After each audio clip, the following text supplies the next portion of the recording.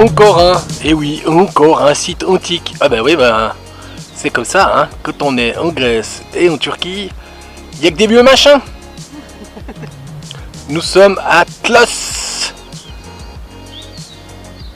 Alors on peut remarquer qu'il jouait au dé.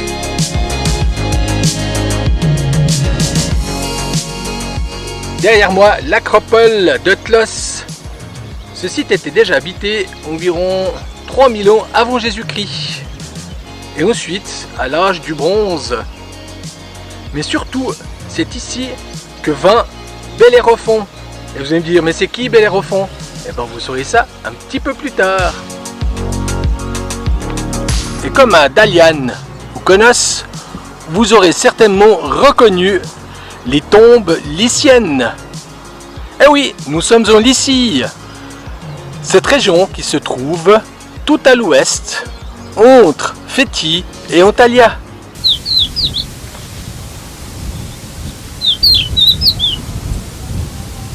Tout le monde aura reconnu le Grand Théâtre,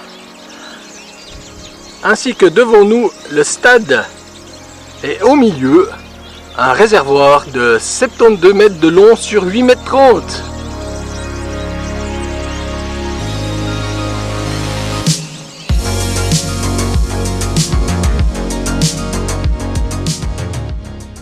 Non, tu peux pas aller plus loin. Ah. Tu fais gaffe, hein.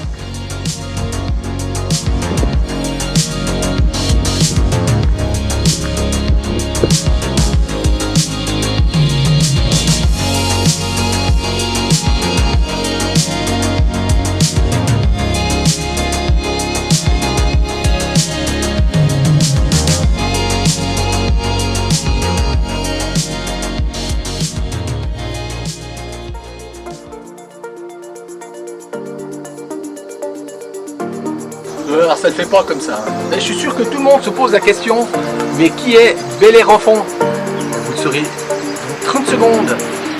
Avant cela,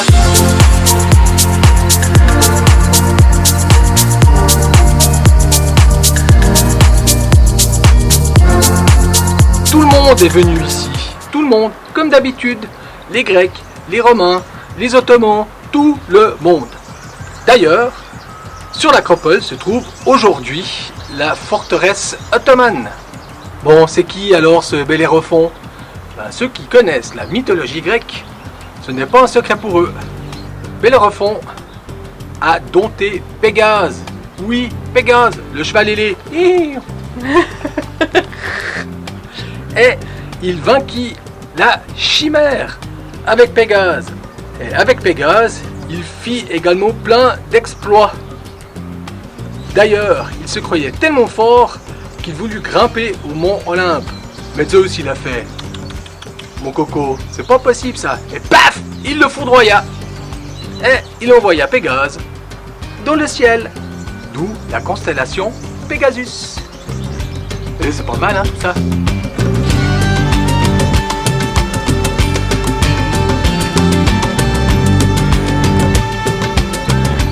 Et puis d'ailleurs ici se trouve le tombeau de Bellérophon. Mais malheureusement, il n'est pas accessible. Flûte. Allez, on va voir le Grand Théâtre du coup. Puis toi, tu me racontes quoi alors? Ben, si tu viens en été ici, prépare-toi. Bonnes chaussures, chapeau, gourde. Parce qu'en plein été, il peut faire jusqu'à plus de 40 degrés. Et il conseille de venir très tôt le matin ou en fin de journée. Parce que les heures d'ouverture changent suivant les saisons. Donc renseigne-toi. Et regarde la météo avant. Voilà. Bien remarqué, hein, moi je vous vousoie, mais Carole elle vous tutoie. Hein.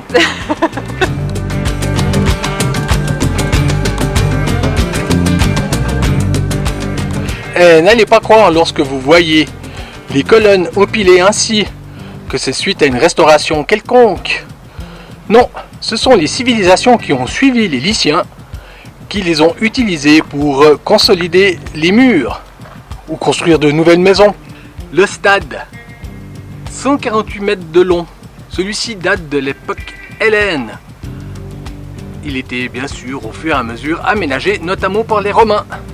Au milieu se trouve une piscine à débordement. Oui, il y a un petit drain à côté d'1 mètre de profond, au cas où ça débordait. Et celle-ci fait également 1 mètre de profond. Quelle coïncidence! D'ailleurs, la présence de la piscine présume qu'il ne s'agit pas seulement d'un endroit où se déroulait le sport, mais également des activités rituelles et sociales.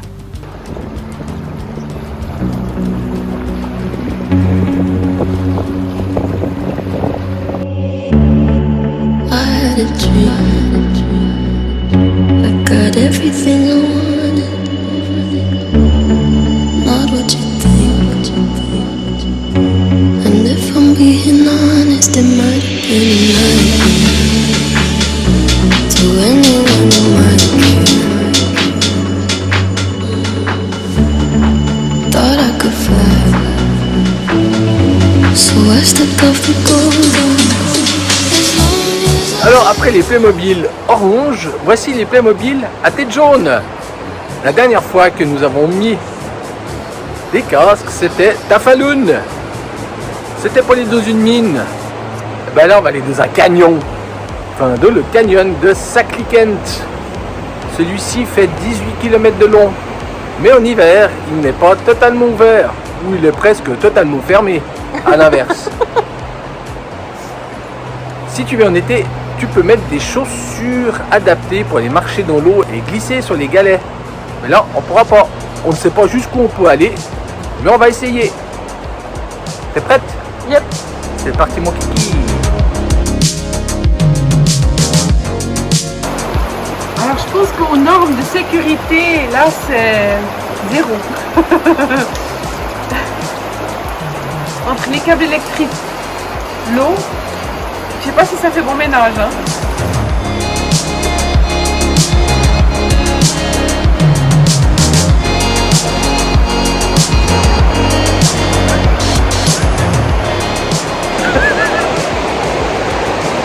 C'est le bout de la route. Et heureusement, on a payé 13 livres. Ah, c'est pas cher. Bon, pour 200 mètres. Car la route s'arrête là. Nous savions que nous ne pourrions pas aller très loin, mais nous espérions tout de même un petit peu plus que 200 misérables mètres. Et comme j'ai pu le voir, nous avons abandonné le casque, puisqu'alors là, on risque pas grand chose. Hein. Et ici, l'eau sort de partout. Ce canyon s'est créé suite à un tremblement de terre, et la terre s'est séparée en deux. Alors autant il n'est pas recommandé de venir en hiver parce que tu vas pas très loin, qu'en été tu fais la queue leu-leu. Les gens se suivent à la queue leu-leu pour venir jusque là, voire plus loin. Et puis il y a 2-3 cordes qui traversent la rivière, le but du jeu étant de se mettre au travers de celle-ci. Carole a décidé d'explorer le moindre centimètre carré. Ça va être vite fait.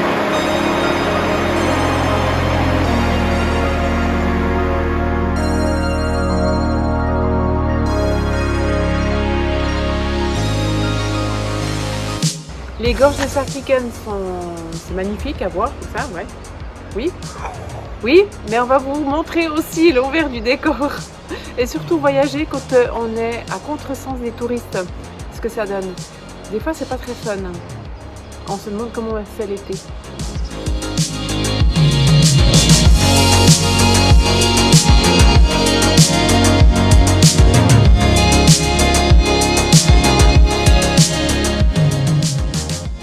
On n'est pas au mois de novembre. Ah, t'as du succès. Et il vient te draguer. Ah, ça a marché.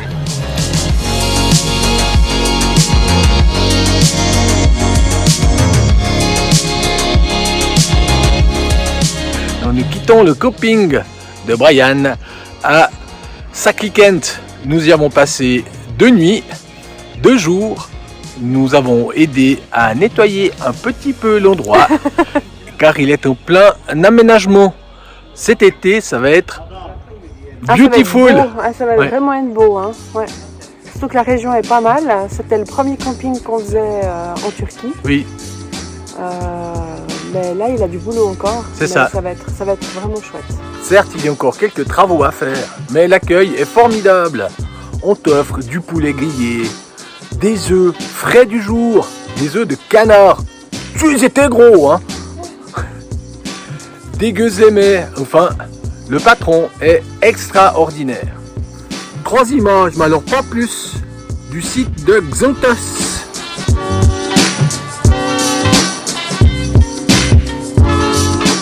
Nous connaissions Almeria en Espagne. Eh bien, voici son pendant en Turquie. Gönök. Mais ça s'écrit Kinik. Ou alors c'est Sinik. Bon, alors on peut pas vous dire ce que c'est. Parce que Carole a dit qu'aujourd'hui c'était la balade du dimanche. C'est bien les promenades du dimanche. Tu te balades sur un site sans savoir exactement ce que c'est. Mais une fois que tu vois le monument, tu t'es quand même rongé par la curiosité. Mais c'est quoi? Bon, on vous mettra tout de même quelques explications qui défilent sous les images. Ouais, parce que c'est un peu bête. Avec un fond musical, ça change. Plutôt que de vous mettre une bande déroulante, nous avons opté pour une explication vocale. Xontos fut une ville importante de la confédération lycienne au IIe siècle avant Jésus-Christ, supplantée par Patara par la suite grâce à son port. Célèbre pour ses tombeaux funéraires et son pilier bilingue grec-lycien, plusieurs monuments se trouvent aujourd'hui au British Museum. Alors on imagine aisément qu'au vu de la grandeur monumentale de celle-ci, qu'il devait s'agir du tombeau royal, voire de la famille. Ouais, je sais, je rouspète. Il y a même des gens qui ont jeté des bouteilles en verre dedans, dans le tombeau. C'est une offrande. Mais ouais, bien sûr. C'est une idée de Carole, mais elle veut pas le dire parce qu'elle craint de passer pour une dingue. Mais de toute façon, elle est dingue. Donc je vois pas où est la crainte. Ce serait de pouvoir toucher la pierre et de voir... De voir quoi? De vivre l'instant où ils ont taillé, ou ce qui s'est passé. Bah, je suis content que j'ai réussi à lui le faire dire. Ah, c'est bête. Bon, pour rappel, il est à vendre. Pour en savoir plus, envoyez-nous un message. Nous voici donc à Patara, venus assister au spectacle de Carolus. Ah. C'est tout?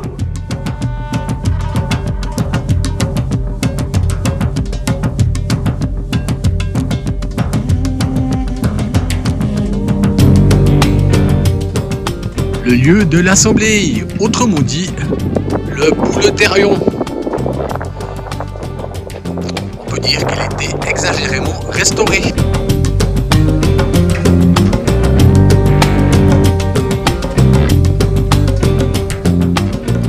C'est donc là que se déroulaient les débats houleux de l'assemblée des Lyciens et ensuite des Romains.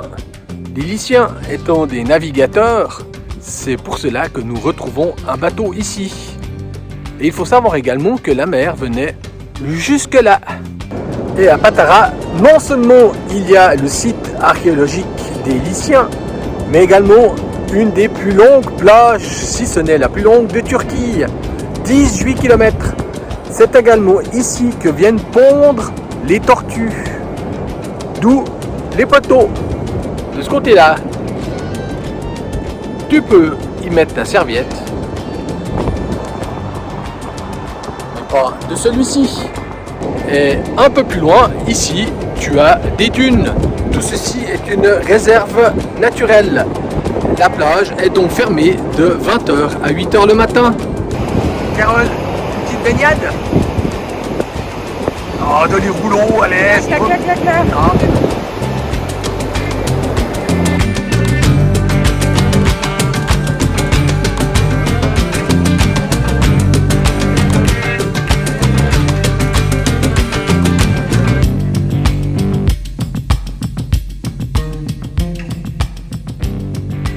Pour changer, aujourd'hui, une petite balade en bateau, direction Kekova.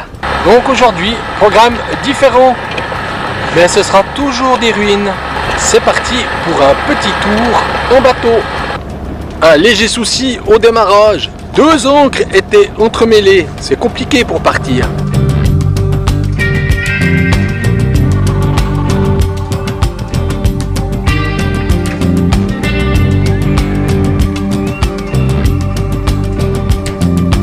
Il y a un homme à la mer.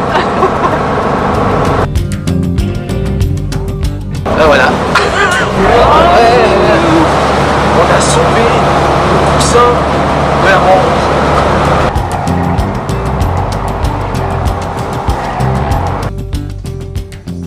Bon, ben voilà, Carole m'a abandonné, je suis obligé de finaliser tout seul. Il était difficile de vous donner des explications en même temps que nous faisions ce tour en bateau. La visite de la baie de Kekova est principalement l'île de Kekova. Sur celle-ci se trouvent les ruines d'une ville engloutie. Cette dernière a été engloutie lors d'un tremblement de terre, l'île s'étant abaissée de quelques mètres. Ici, nous pouvons deviner ou pas le port. Aujourd'hui, la plupart des maisons se situent entre 2 et 3 mètres sous le niveau de la mer. Tout le monde aura reconnu les thermes, ou les bains, ou le Turkish Hammam. C'était un village lycien qui date de 2004 à 2600 ans.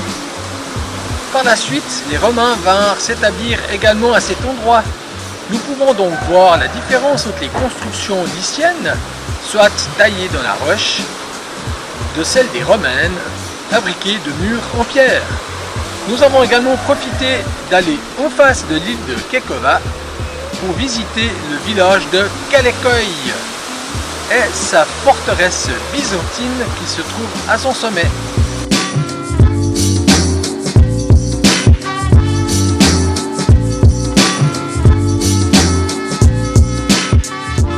Nous avons également pu voir un ou plutôt plusieurs tombeaux lyciens, dont un immergé dans 1,20 m d'eau. Nous avons la chance d'avoir pu faire cette visite en bateau, privé, tout seul. En été, c'est une véritable procession qui vont du port de Uchkagiz, où nous nous trouvons, jusqu'à Kekova et ensuite Kaleköy.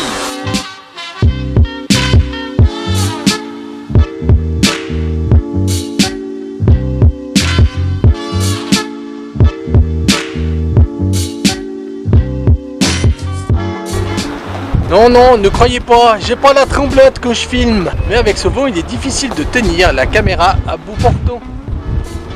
Tu nifles? Vous voulez sentir la fleur d'oranger? Comme ça sent bon. Et voilà, c'en est fini pour la visite du jour.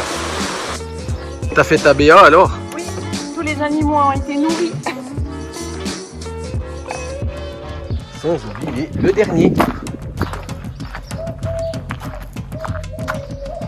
Alors oui, on est peut-être un peu cucu, un peu gâteux, mais voilà, on a le cœur sur la main et on peut pas partir sans les nourrir. Tu veux quoi? Tu veux quoi?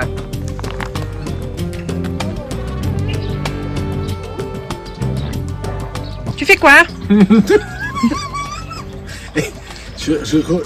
On fait plein d'eau.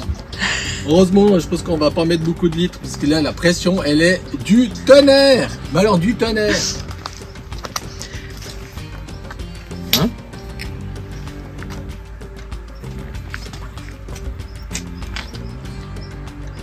Y a plus d'eau? Ah, y a plus d'eau. Mince. Bon, ben voilà quoi, rupture d'eau. Bon, avant, on avait déjà commencé, puis finalement, des locaux sont arrivés et on leur a rempli leurs 3 bouteilles de 5 litres. Donc je pense que les 15 litres qui devaient aller là, ils sont partis chez les locaux. C'est quoi cette histoire? Il n'y a plus. Nous voici à Mira, encore des ruines, vous allez me dire. Et oui, il est difficile de passer à côté. Tu as toujours la crainte de rater quelque chose. Et puis là, franchement, entre le Grand Théâtre et les tombeaux lyciens. C'est vachement beau.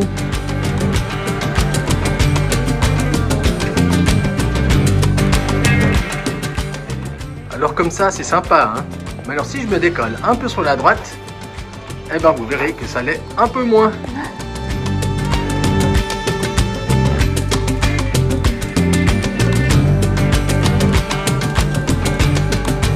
Deuxième tentative. C'est ça, on a trouvé une autre fontaine avec des robinets un peu, qui sont pas du tout les mêmes que chez nous. Et même la prise veleuse ne fonctionne pas.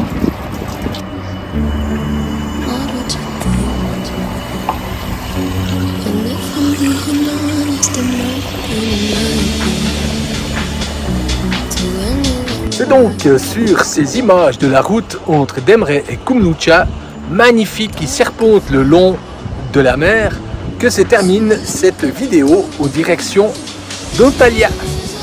Nous y sommes tout proches, une petite centaine de kilomètres. Alors nous espérons que vous avez aimé l'exploration de ces sites antiques.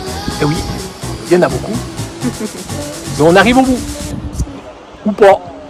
Alors on vous dit À bientôt. et n'oubliez pas de vous abonner, on vous remercie, la petite cloche. N'oubliez pas de mettre un commentaire. Allez sur Instagram et Facebook pour voir les photos. Et quoi, un décalage de quelques jours. Et puis on vous dit à bientôt.